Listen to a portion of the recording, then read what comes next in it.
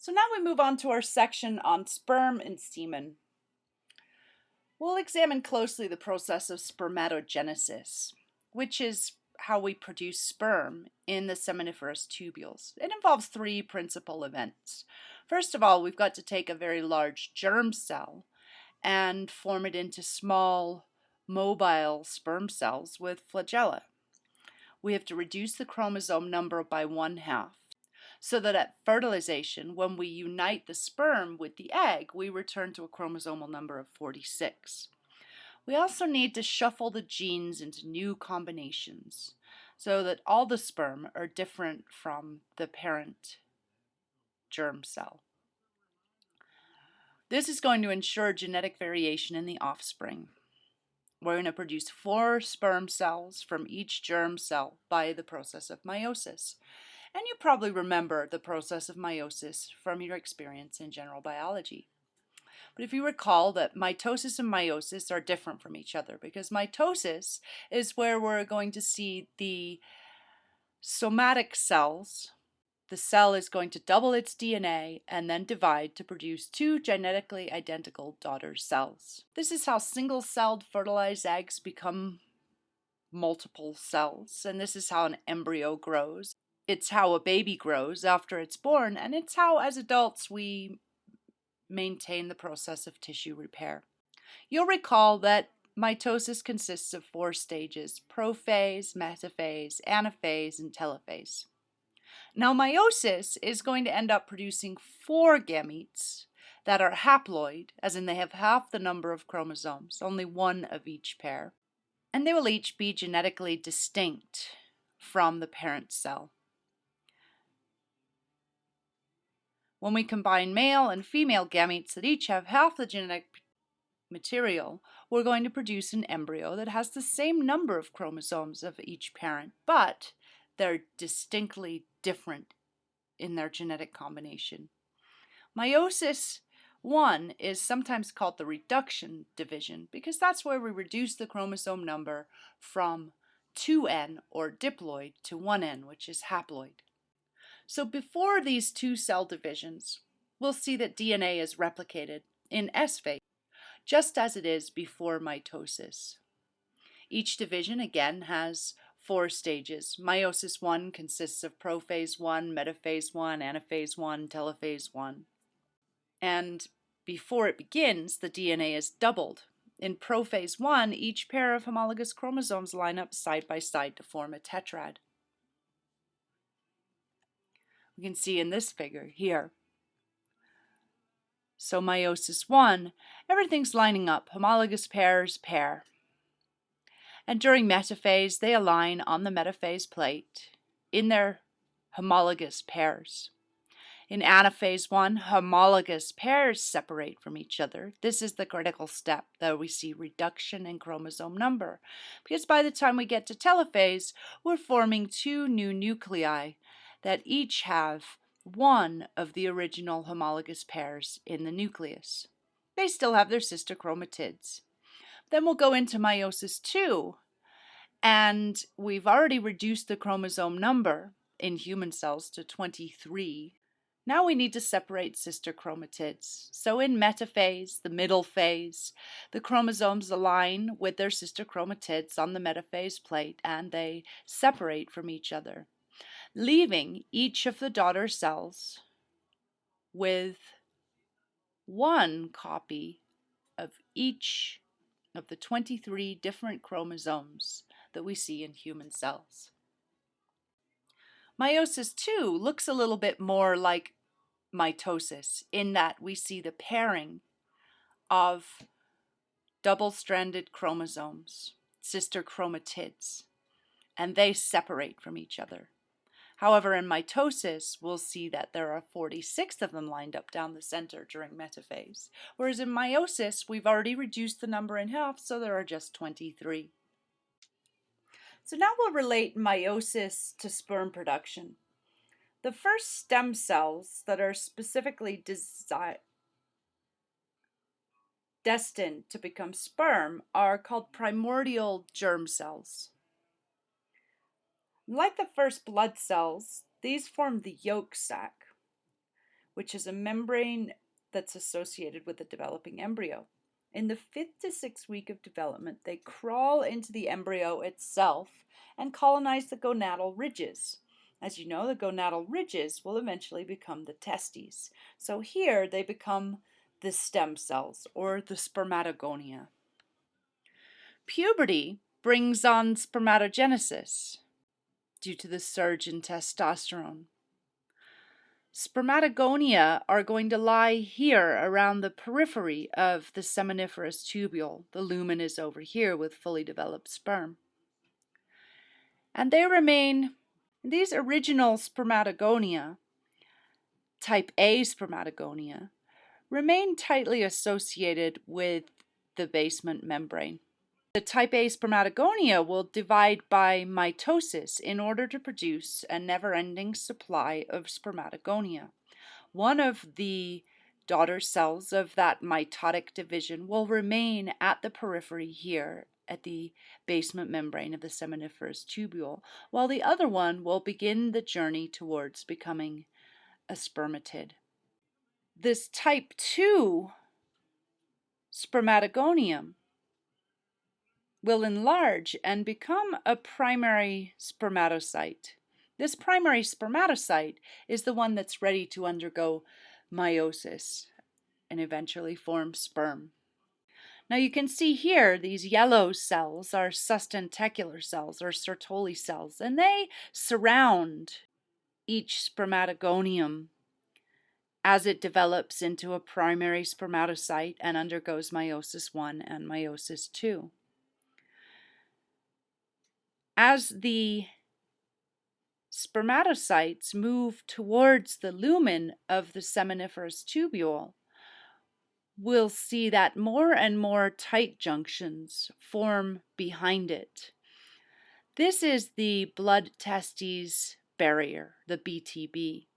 The primary spermatocyte will undergo meiosis 1, which gives rise to 2 equal-sized haploid but genetically unique secondary spermatocyte.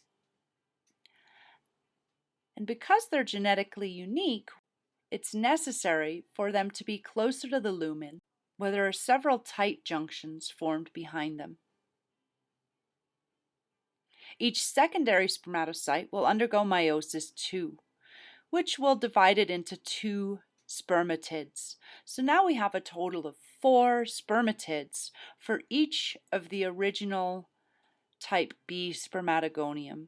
And we have the original type A spermatogonium still associated with the basement membrane, ready to undergo further mitotic divisions to form an endless supply of sperm.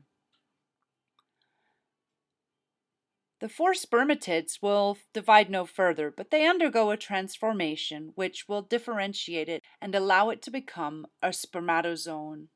This is the process of spermiogenesis. Once this primary spermatocyte undergoes meiosis, it's going to be genetically distinct from the parent cell, and it needs to be protected from the immune system. So as it moves towards the lumen, enveloped in tendrils of the sustentacular or Sertoli cells, more and more tight junctions form behind it, closing like little doors, preventing movement of materials from the blood towards the lumen of the tubule. So these genetically distinct spermatocytes are now protected from the immune system. Here we can see the histology of the seminiferous tubules. We have many sustentacular cell nuclei, and enveloped within those sustentacular cells, we'll see these germ cells and germ cells developing eventually into spermatids and the lumen here of the tubule.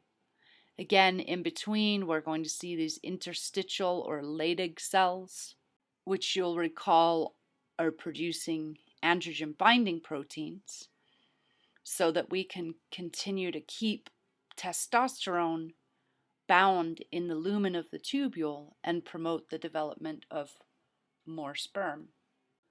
So now that we have 4 spermatids that are simply haploid cells, we need to convert them into sperm by the process of spermiogenesis. During spermiogenesis, we're going to see that during spermiogenesis, we'll see the appearance of an acrosomal vesicle here and a flagellum. The acrosome is important in penetrating the egg should the sperm actually reach the egg, and the tail naturally is important in propelling it towards the egg. We also need to shed excess cytoplasm to make the sperm streamline and allow it to reach the egg efficiently. So the mature sperm has two parts, a head and a tail. The head is pear-shaped. It's very small, only about 4 or 5 microns long. It contains the nucleus, the acrosome, and the basal body of the tail flagella. The nucleus contains a haploid set of chromosomes, and the acrosome is an enzyme cap over the apical half of the nucleus. This is the lysozyme enzyme that is going to allow the head of the sperm to penetrate the egg and facilitate creation of a barrier that prevents other sperm from entering the egg. The basal body is the indentation here at the base end of the nucleus where the flagellum is going to attach. The tail is divided into 3 regions. There's a midpiece here that contains the mitochondria. It's around the axoneme of the flagella. And these mitochondria will produce all the ATP necessary for flagellar movement to propel the sperm towards the egg. The principal piece of the tail is axoneme surrounded by a sheath of supporting fibers, and it constitutes most of the tail. And the end piece is a very narrow tip of the flagella. The fluid that's expelled during orgasm is called semen or seminal fluid. Its usual volume is about 2 to 5 milliliters, and it's about 60% seminal vesicle fluid, 30% of it's prostatic fluid, and 10% is actual sperm and spermatic duct secretions. The normal sperm count is about 50 to 120 million per milliliter. Anything lower than 20 to 25 million per milliliter is considered to be infertility. The prostate is going to contribute a thin, milky white fluid. It contains calcium, citrate, and phosphate ions, as well as a clotting enzyme and a protein hydrolyzing enzyme called serine protease.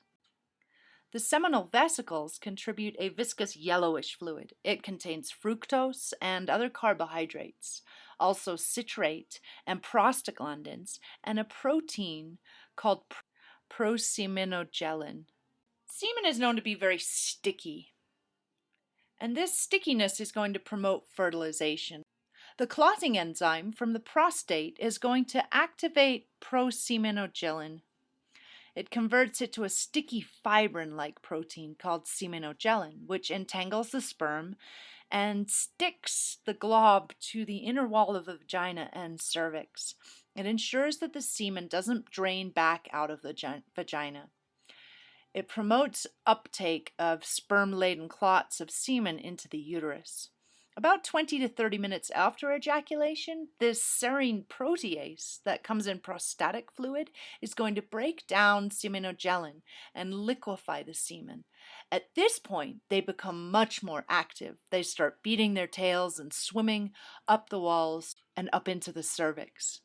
Prostaglandins are going to thin the mucus of the cervix because there's a mucus plug in the cervix. And with the prostaglandins that are in the semen, we can break through this mucus plug.